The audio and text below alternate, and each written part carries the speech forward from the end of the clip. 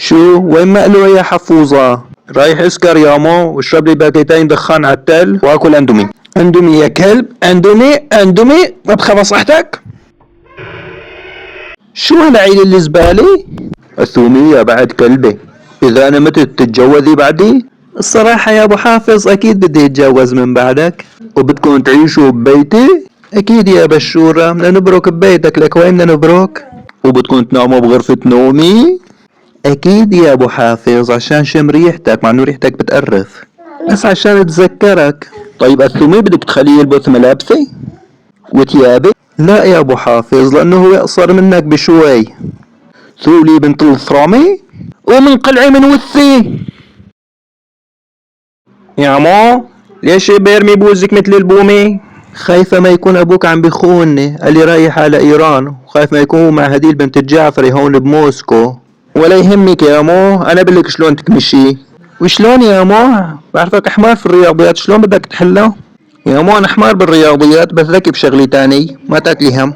قولي له يفتح حسابك الانستا وببين عندك تحذير من اي موقع فتحه، وبتعرفي اذا هو بايران او اذا هو بروسيا مع هديل بنت الجعفري. نعم ما انجسك، منين جبت هالفكرة؟ لسه بقولوا عنك حمار؟ يلا رح اعمل مثل ما قلت لي. هلا عم خبره على الواتس يفتح حسابي الانستا. خبرني انه بده يفتح حسابي، هلا ببين كل شيء. هو وين مالك يا مو؟ عم يخوننا. ابو حافظ بارك لي على الموبايل.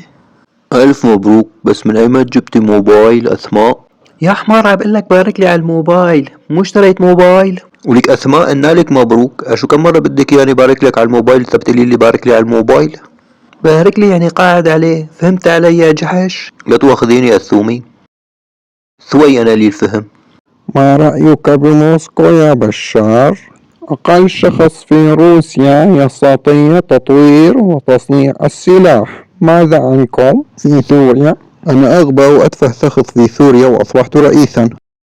أيها الشاب، ألست أنت حافظ ابن بشار حمار الرياضيات؟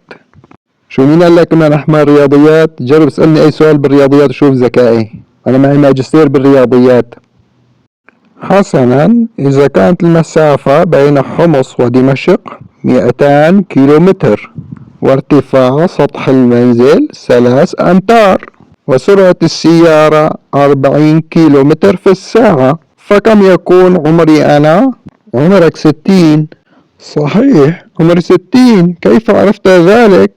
لأنه أبي بشار الأسد كان نص أجدى وقت استلم الحكم بال30.